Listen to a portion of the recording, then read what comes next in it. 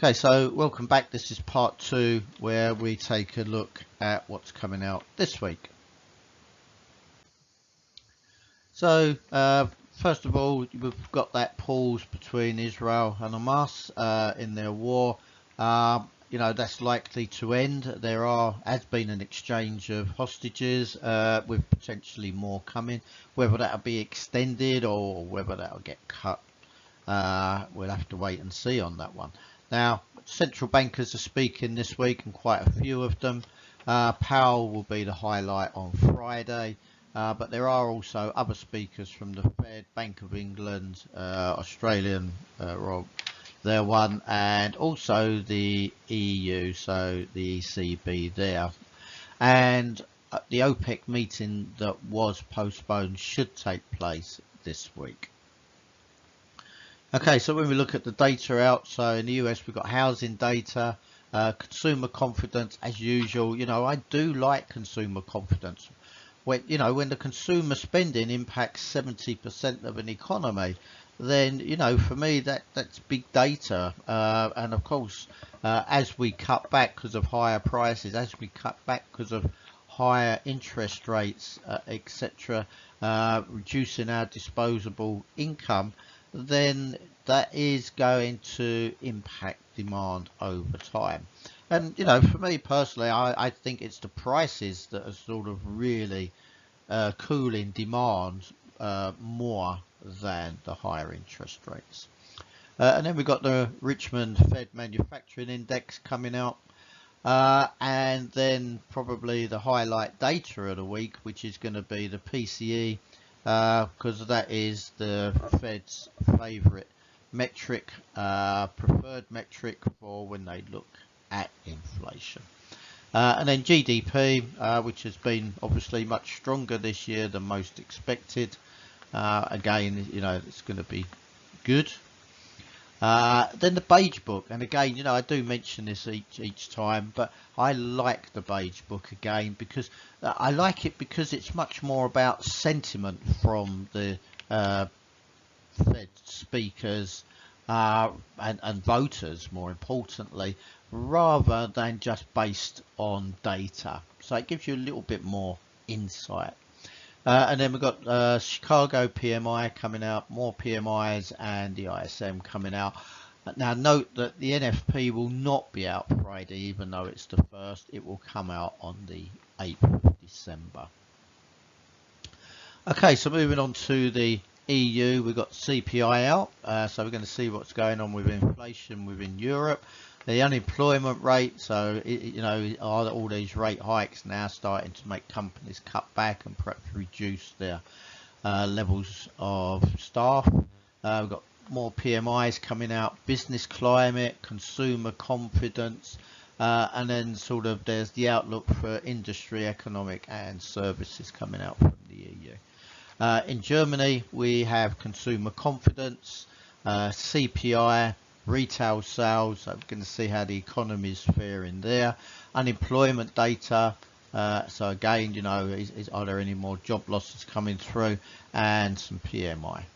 Then in the UK, not too much out this week. So we've got shop price index and some housing data.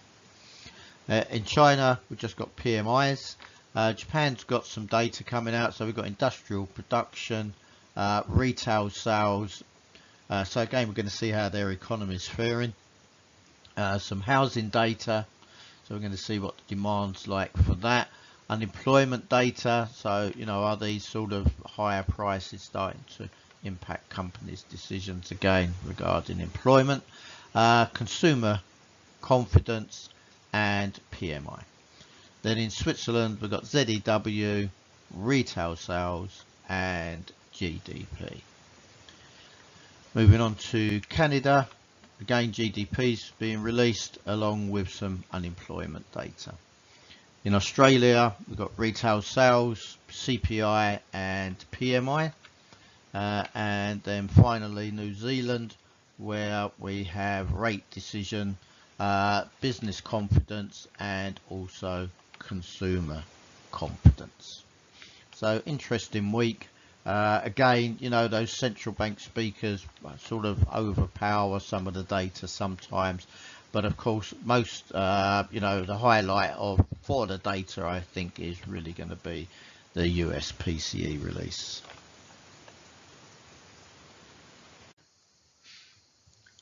So sort of, yeah, but I mean, we've got lots to look forward to this week. It's going to be a big week. It's going to, it's certainly going to have some guidance of where things are heading with both the FOMC, so the Fed effectively, and the ECB, both deciding on rates, but also, hopefully giving us just a little inkling of some forward guidance of what their expectations are.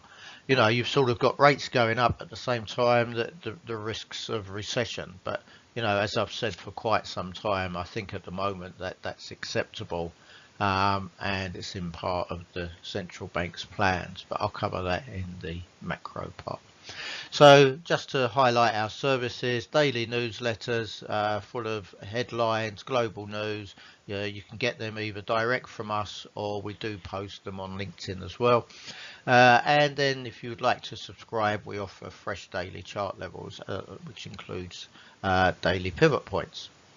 Then we offer anything from one-day workshops, one-week courses, and also our comprehensive accredited masterclass. So, whatever level you're at, we can help you to improve, and, hopefully help you to get where, your goal is when it comes to trading.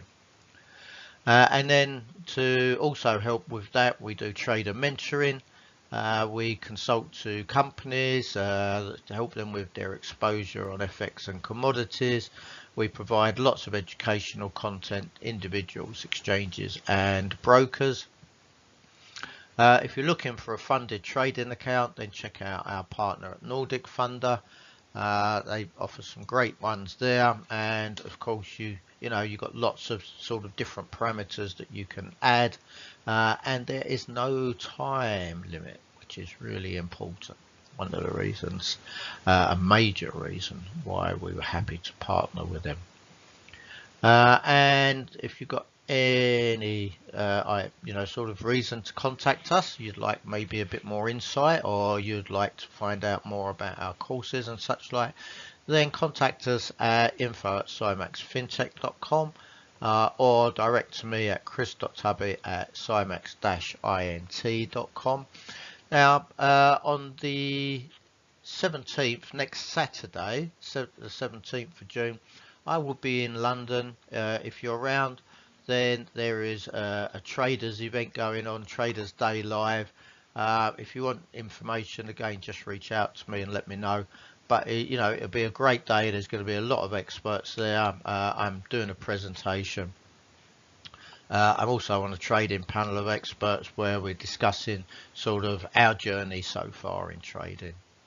So it should be a good fun day. As usual, we start with our disclaimer. So trading involves the potential risk of loss of capital. It's not suitable for everyone, although hopefully it is for you. When it comes to leverage, just be careful, because you can lose substantially more than that initial investment. Everything we include in here is just purely for educational purposes. We're not trying to provide you with advice. We're just trying to help you prepare, understand the markets better, to help you make better decisions. But of course, if you are looking to invest or trade, that has to be your decision. And before you make that, you should consider your financial situation, your level of experience, and your risk appetite. And of course, on your risk capital, you're prepared, but more importantly, can afford to lose. If you've got any doubts whatsoever, seek independent financial advice before risking your capital.